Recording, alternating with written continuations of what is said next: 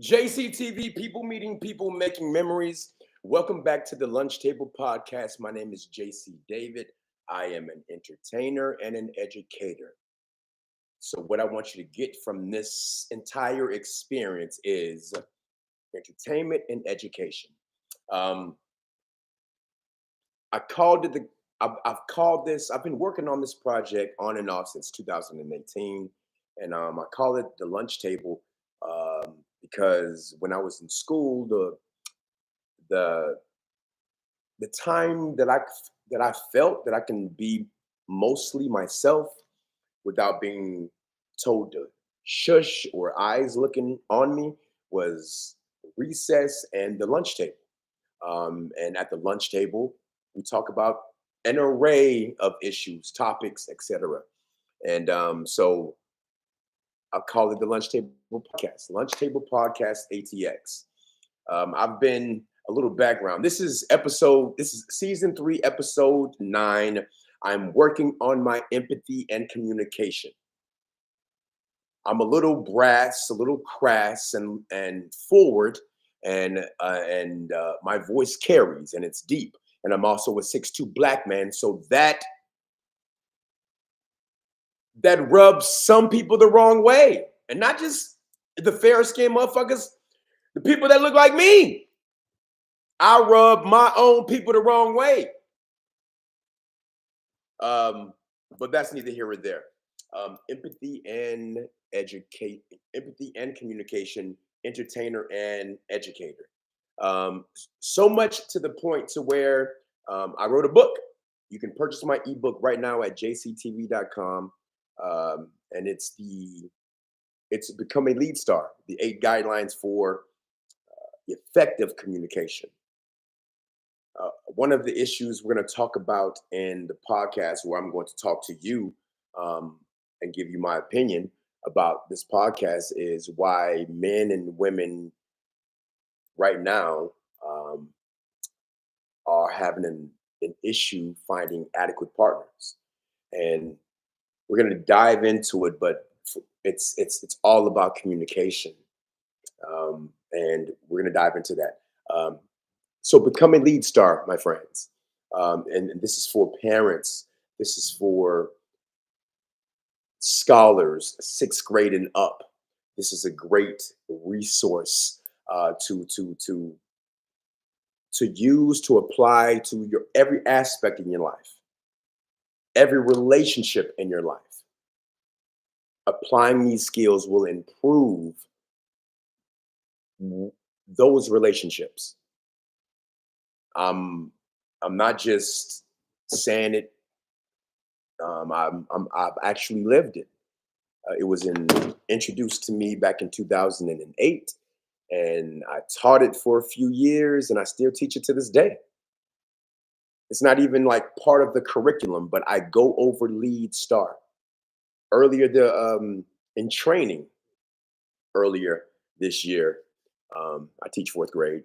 So doing training like a week before the students came back, we had a new system come in, and we met new people, and I introduced Lead Star, and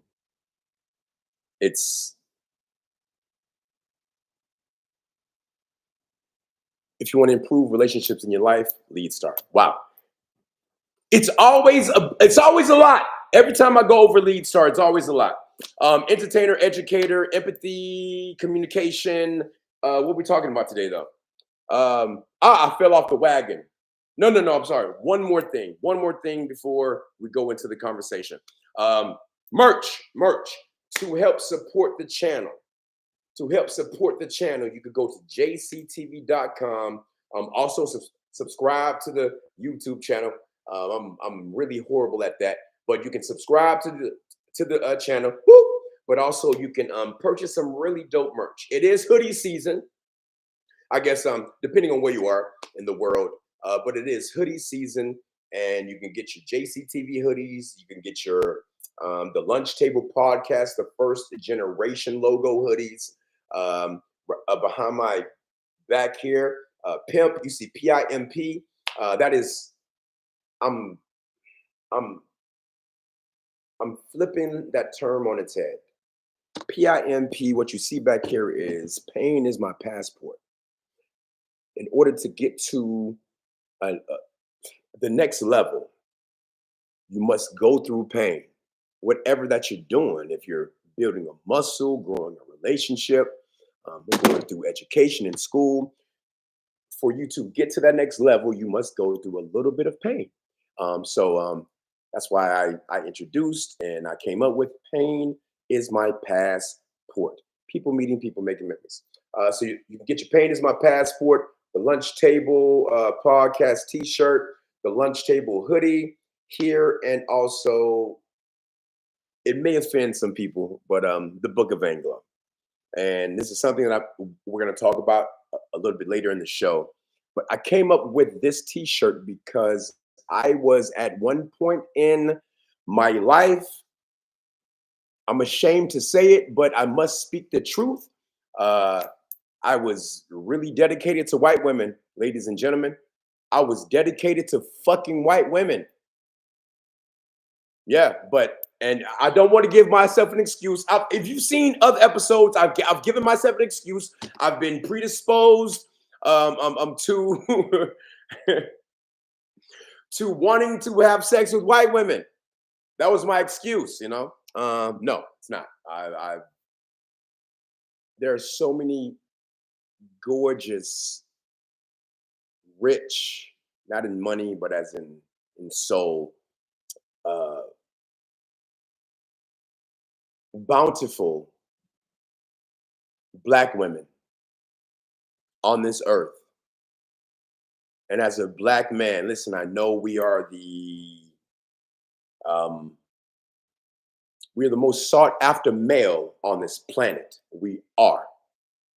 Not all of us, but our brand is top tier. But what else is top tier are these gorgeous and beautiful Black women. And at some point, I denied them. I denied them. And I'm ashamed of it, to be boasting and flaunting some Becky. And there's so many fantastic and gorgeous brown sisters out there to choose from. And I'm uplifting like a specific Becky, not like this white girl, but a specific Americanized Becky. Shame on me and shame on you. I can't be mad at you, young individuals, because I was there as well. Can't be mad at you. I can't ridicule you. I can't, because I was there as well. Oh man, you go back to some of the footage. It's damning. Some of my Anglo footage is damning. So I can't be mad at you, young individuals, doing that at the moment. But change must come. You know, change must come. And when you know your history, you begin to change your present and your future. When you learn that like 40% of slaves were owned by white women, 40% of the slaves were owned by white women. White women were slave owners, and they were the worst. When you start to learn a little bit about your history, you start to look at things differently. You do, you know? So education is powerful. Meeting people, making memories. What else are we talking about? I fell off the wagon again I fell off the wagon this week. I'm working on not being so lustful. And that's been for me a very tough challenge. Not challenge, just journey. Like not been lustful, because for so long I've been lustful. And even though I knew it was wrong, but I dove into it with fornication, pornography, and just like my mindset on like how I viewed women, and it was extremely lustful. And I know that's so it's wrong. It's wrong to view women that way, to pursue women that way. It's wrong. And I want to get better at that. And this past weekend, I fell off, man. I fell off. I fell off. And let's just be transparent. I fell off because I drank more than I was supposed to, and I smoked more than I was supposed to. And what I've learned about myself is, again, these are substances that I am fully aware of. Ah, these are substances that change my chemistry. When I am sober, when I don't have these substances in me, I can fight off, I can ward off these thoughts. I can ward off uh, these actions so much more better. But as soon as I get a little sip in me, as soon as I get a little smoke in me, just like they do, they drop your inhibitions. Like they drop what I wanted to do, like my goals. They shoo aside my goals if I do too much. And that's what happened this weekend. I'm working on my I'm working on my substance, and I failed this weekend. Failure is all a part of the process for success, but I did fail this weekend, mentally and physically. I bought into all of it, which had me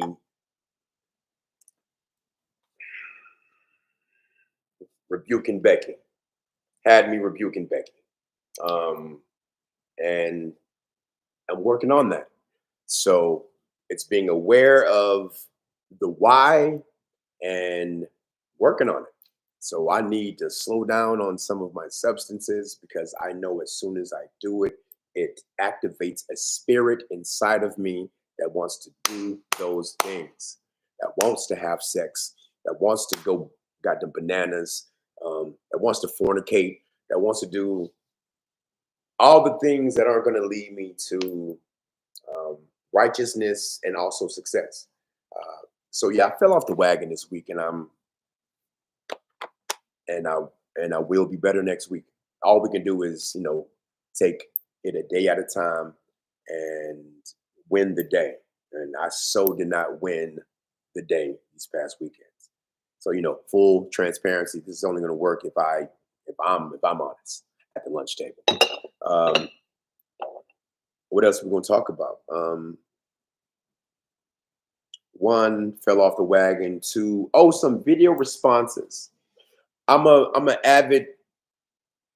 So I scroll, but I scroll with a purpose. I don't scroll just to scroll, as if I'm not going to have anything to talk about later. Like I've there's so many conversational starters on the internet. So many prompts, and there are two items I want to discuss. So if you're on social media, you know all about the balloon challenge, all about the balloon challenge. And one observation that I see is I never see Asians, Caucasians, or any other culture, any other race participating in the balloon challenge. It's only black folk. So that's one observation. Another observation I've seen is it's so shallow. It's extremely shallow. Um, and it makes the women come off extremely shallow. It makes us look bad, ladies and gentlemen, overall. The balloon challenge is entertaining, I guess, to watch, but it makes us look bad. There's so many things to speak about, but there were two things that I saw this past week that I want to discuss. Um, this one woman, 38 years old, 3 kids, uh, obese, and very choosy. But she's on this show that's truly for like, it was like singled out when I was growing up. It's for 25 and under. But what I'm seeing here on this show, I'm seeing individuals in their mid, late 30s on meeting women and men off a balloon. Like, what are we doing? What are we doing? Let me go back. But this one young lady, 37 years old, 3 kids, obese. She had this satin blue spaghetti strap dress on with a mean cut in the leg. So we saw her whole thigh. Mind you, obese. She's going down the line being choosy. I know this is like one of the norms, but this has to stop. The delusion has to stop. Maybe they're getting me, but where in the world can a woman with 3 babies from different baby daddies, I don't know how many, but 3 babies from 3 different baby daddies, 37, obese, where do you get choosy?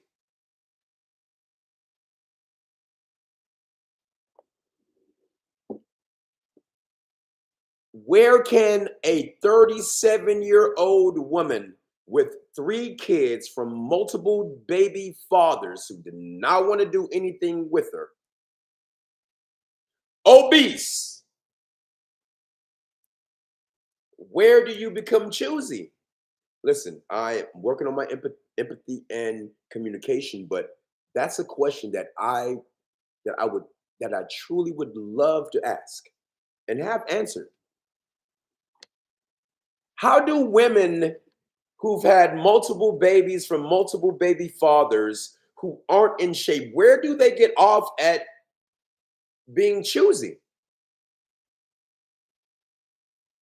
Understand the delusions, but it's beyond me. It's beyond me. There was another lady, half Kenyan, half Ghanan, from Ghana. I believe it's Ghanan. But she's half Kenyan, half Ghanan, pure African. She stopped at this South Sudan individual. She said that this South Sudan, no, she asked him first where he was from, and then she said he was too African. We come to find out she's half Kenyan, half Ghanan, or Ghanaian. I forget how to pronounce it. So she's purebred African. You know what she said? This purebred African said that she's more attracted to Americanized Africans. She said she's more attracted to Americanized Africans when she's purebred African. And what was really a kicker, I mean, I knew why she said that, but what was really a kicker, the hair. The hair, listen, man, our hair looks like a certain thing, you know. So she adopted the westernized mentality and also the westernized style in hair, which is hair looking like white women. Our hair is not slick and straight. Our hair is curly. That's just what it is. Our hair is not slick and straight and silky. Our hair is curly. That's just what it is. So when I see our women adopting a hairstyle that's so not ours, it to me it is a turnoff. You know, that black woman, that half Kenyan, half Ghanan,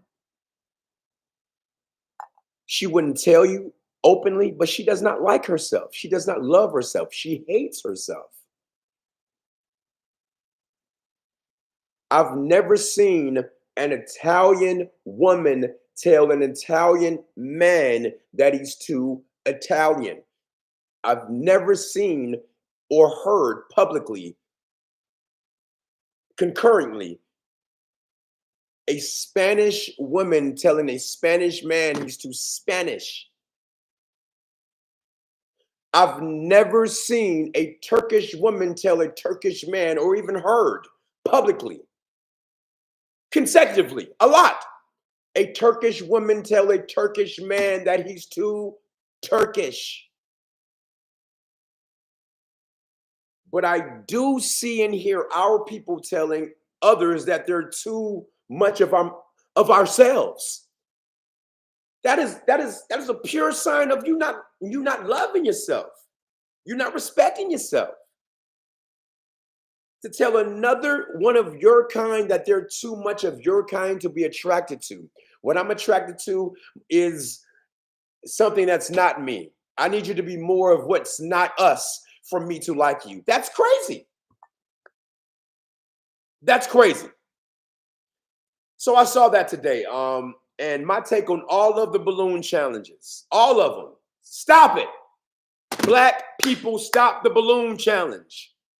We do not fare well. We do not look good in the balloon challenge.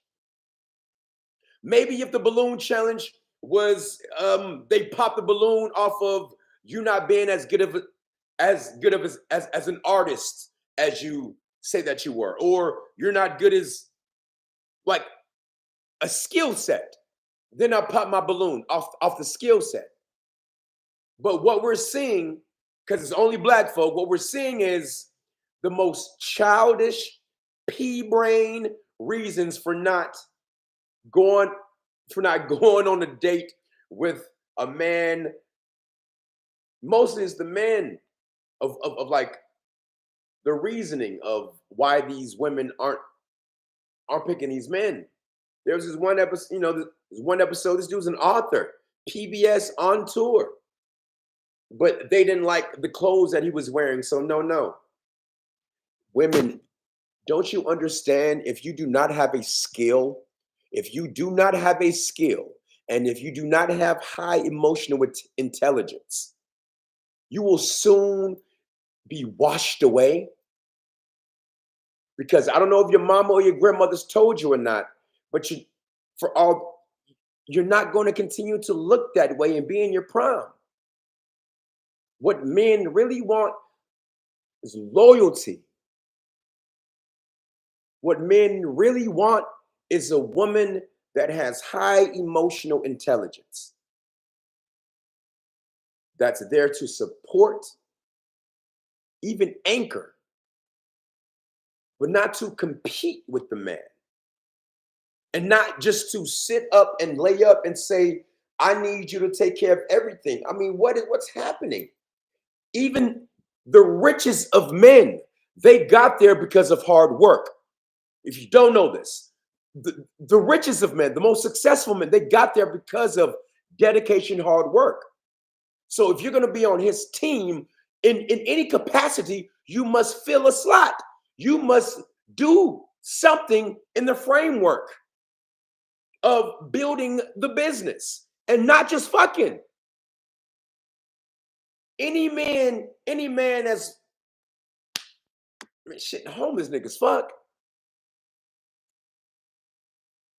Let me act like I'm talking to my daughter. If all that you're giving him is sex, then he's going to find it elsewhere. If all that you are giving him is sex in your body, you will expire and he's going to find it elsewhere. Again, empathy, communication. I see a trend that I've never seen before. And the 40-year-olds now who were 20 in the early 2000s, you guys who are 20, you're going to be far worse than they were. far worse, because no man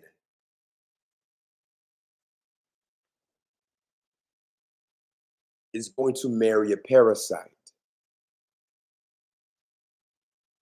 Again, I'm talking to my daughter. He, you're attractive. You're fun. You're young. He will fuck you. He will fly you out.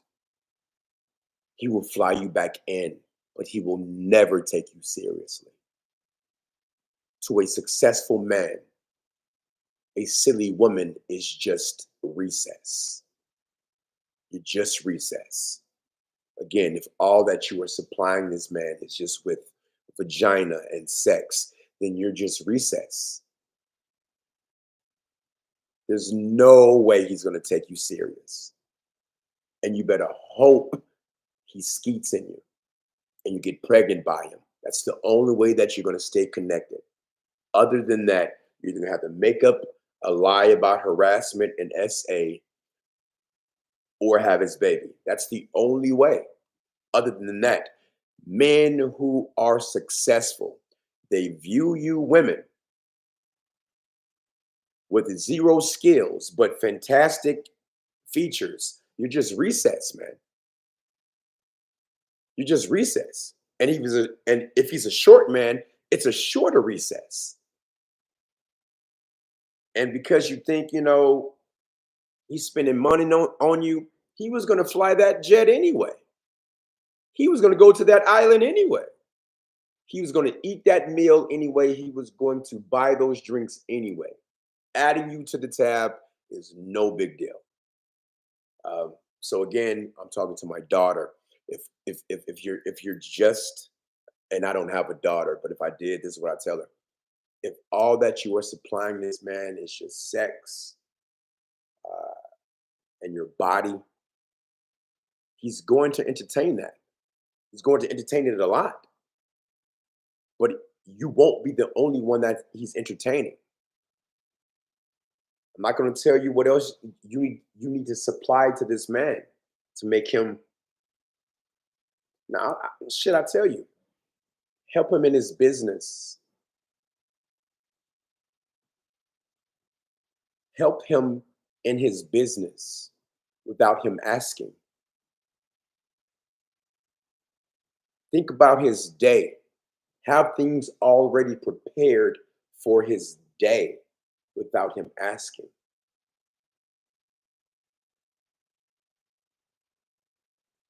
Get him help in certain areas that you know he needs help in, and he will never ask for it, but you will help him. You will set that up without him asking.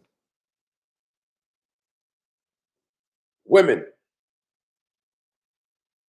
a way to, because again, you don't control marriage, you don't control long-term relationship, you control immediate sex and relationship, but you don't control the long-term commitment. The man does, because he must ask.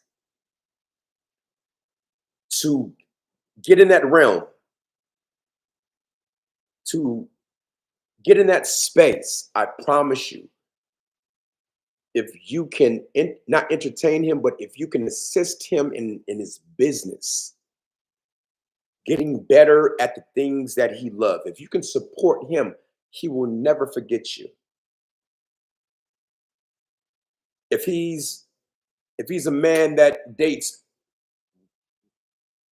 that's messing around with 4 women, you will be number 1, because those other 3 are not helping him in his business. You want to keep him around. You want to get the special treatment. Help him in his business. Support him in his business. Women that just want to lay around and do nothing and be treated like a princess, come on. Because this man is also thinking of his children. When he's off on his business because he's doing his business, you were attracted to him because of what he got from his business. But when he's off on his business, and let's say you guys had, you you are a family now. This man is really thinking about his kids. Who's raising my kids and how are they being raised? So a woman that just wants to lay up and be treated like a princess and do nothing to add to this man's empire and life, what is she going to teach her child?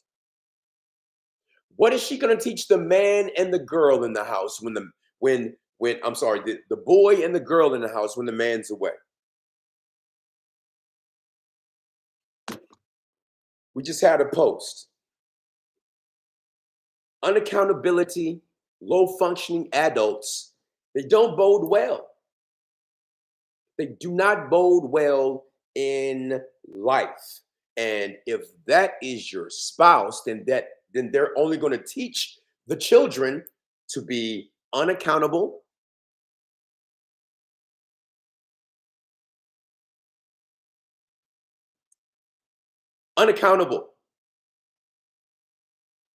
lacking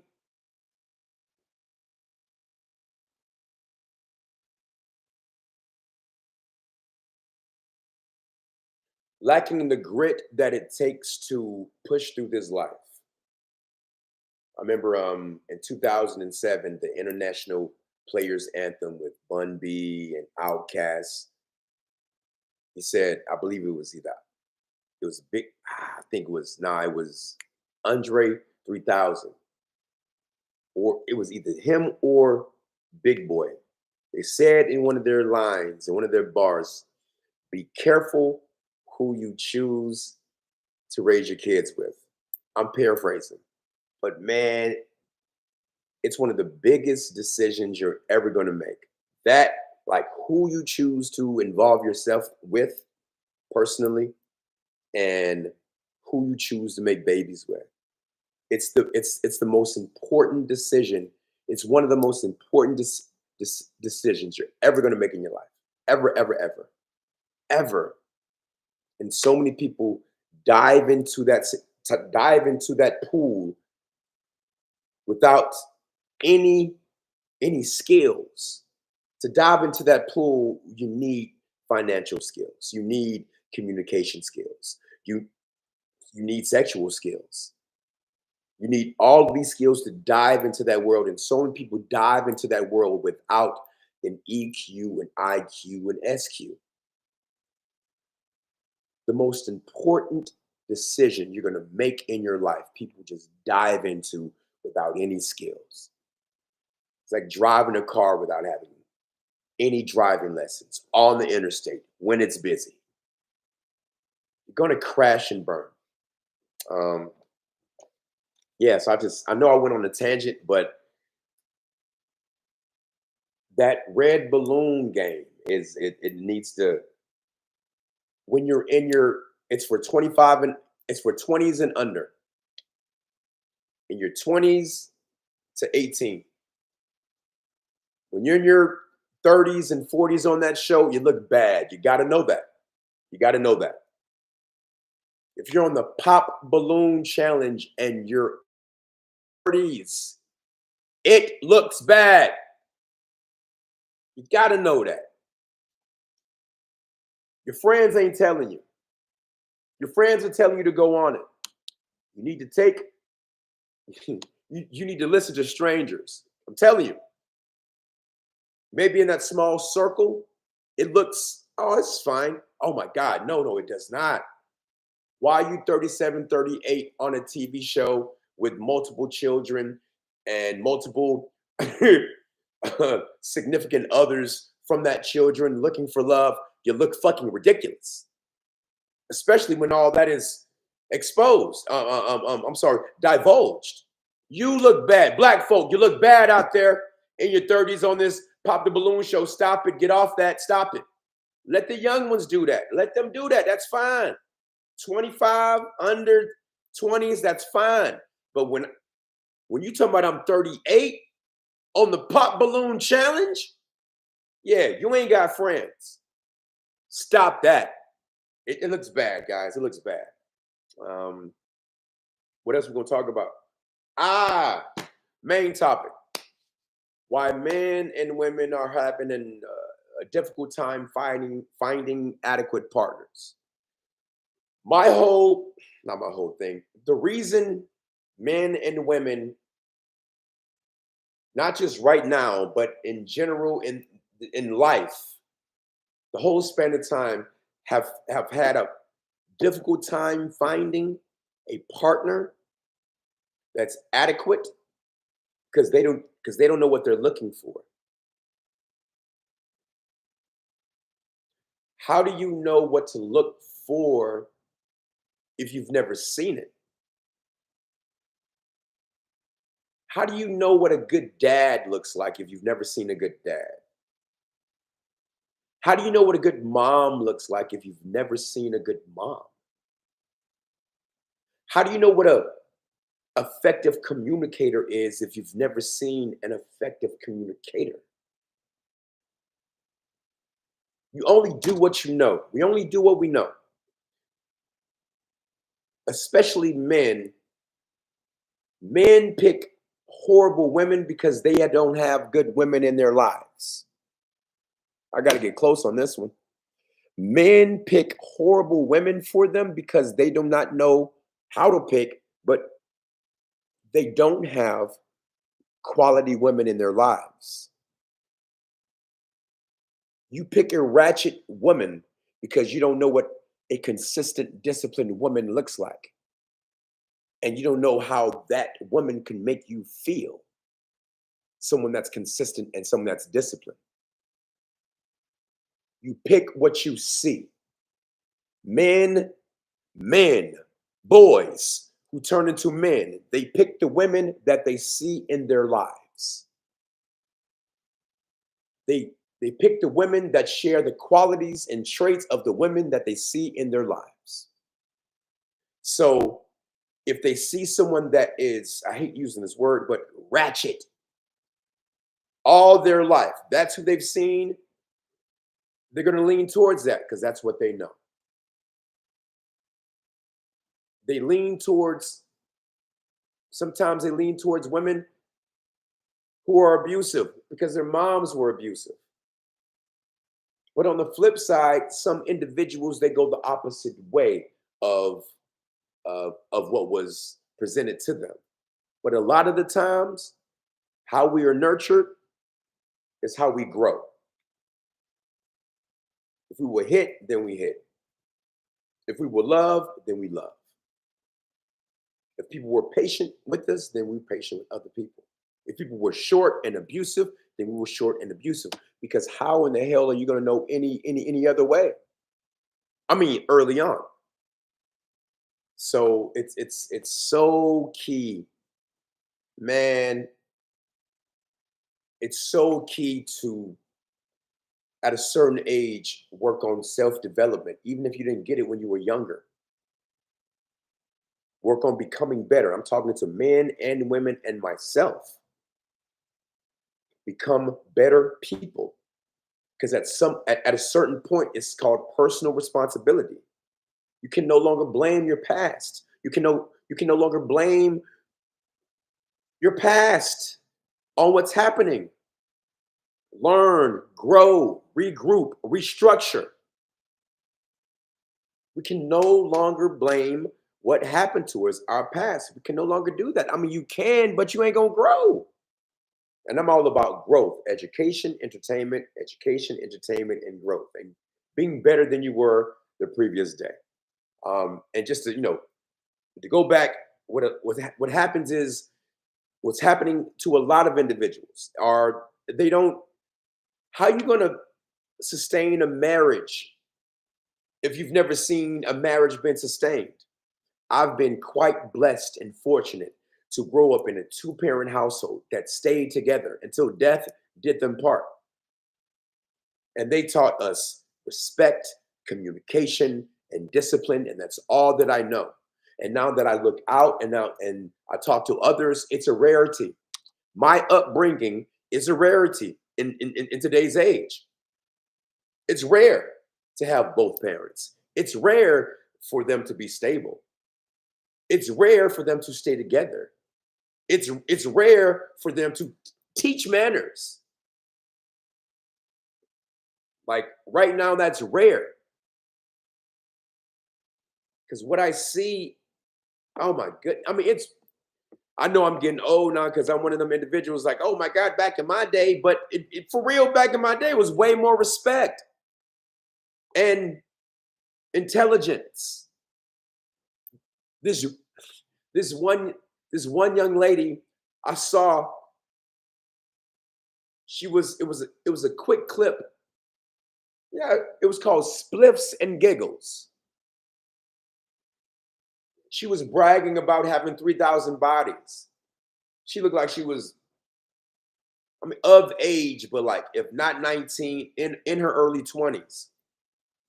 It will not be cute soon. Bragging about 3,000 bodies will not be cute soon. If you don't have a kid, you will soon have a kid. And at some point, the kid's going to come of age. And they're going to, and kids in his class are going to look up names because it's going to be the thing to do. And then they're going to find that clip. And you're not going to be in your early 20s then. You're going to be a little bit older, hopefully a little bit wiser. And that clip is going to be shameful to you. It will be. I got 3,000 bodies. It will be shameful. But not just to you, but to him, to your child, to whomever you're around. And that's the problem. No one's like, these young people aren't thinking about the future. Like, it's worse. Like when social media came out, like people were cautious, not cautious, but a little bit more careful, not as reckless with posting certain things. Now it's like consequences, not just matter, they're still real. Consequences are real. So the woman with I got 3,000 bodies, that's going to come back to bite you because that's not going to be cool or cute to you soon. I promise you. Even if you become an older hoe, you're going to be like, damn, why I say that in public like that? I'm claiming 3,000 bodies. Damn, that was a bad deal.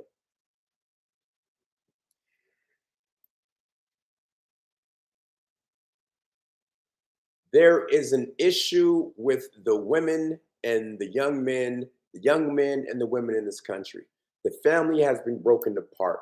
So how can a young lady know how a woman should act if that's not in place? How can a young man observe and know how to act as a man if that's not in place? Women alone cannot raise boys. No matter how alpha female you are, you know what an alpha female is to a male? It's a puppy. Extra beta. You're annoying is what you are. When women say I'm an alpha female, in the realm of men, you are annoying. In the realm of men, you are a yapping dog. Because in the realm of men, you cannot back up what you're saying. In the realm of men, if you can enforce what you say, that is power. So you're not an alpha female in the realm of males. Because in the realm of males, whether you know it or not, enforcement of what you say, that's power. The enforcement of what you say and what you want, that's power. So this whole a female, it's like alpha female, fucking beta male. Alpha male. I'm just trying to educate the individuals who are watching this on how men think. When we hear, like, when you say alpha female, that's fucking annoying. To us, you're just an annoying male that's not up to snuff. Stop it. Stop it. People meeting people, making memories. I think that's all I got for you. I did my video responses. I fell off the wagon. I got to get better. I got to get better. And why people can't find adequate partners. It starts from the home. Mom and dad. People blame the government. Mom and dad. And if mom and dad did not grow up in a stable household, then now you have unstable parents. When things become unstable, it begets instability. So the reason why the world is in shambles right now is because of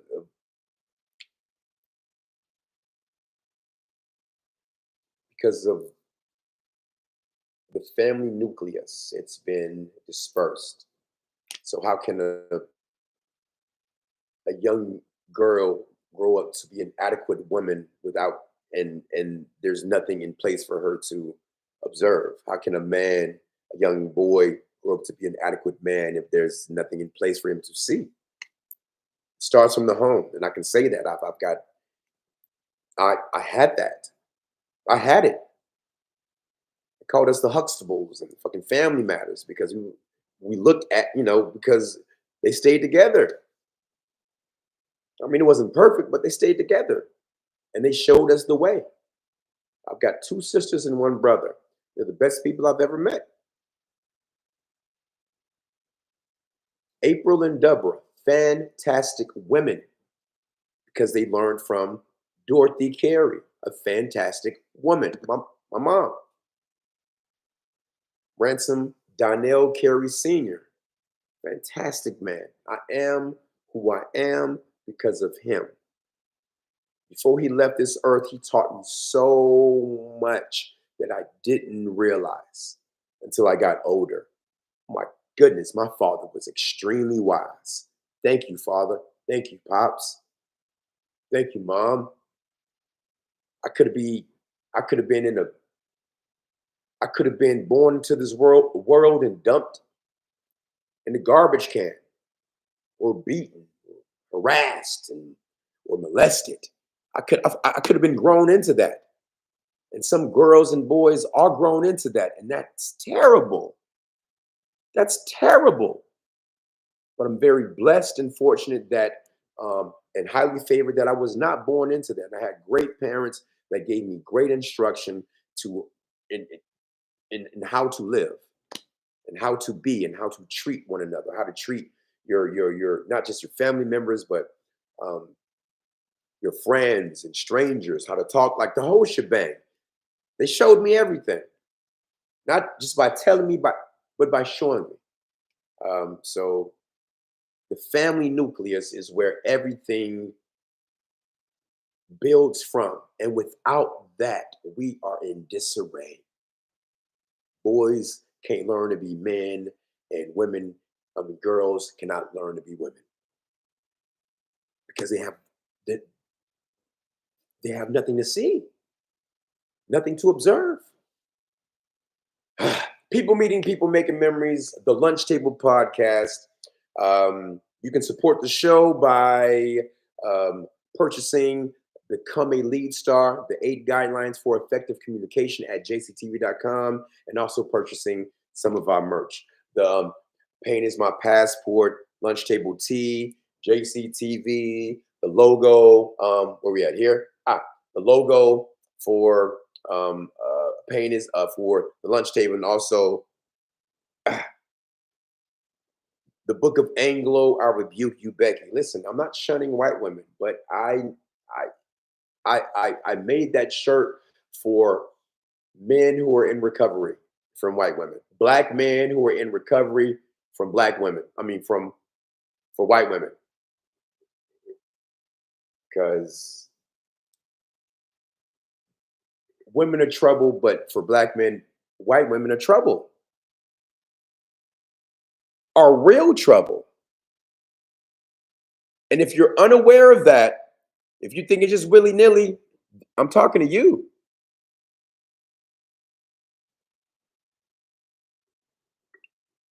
People meeting people, making memories. JCTV, The Lunch Table. Tune in next Monday at 10. We out.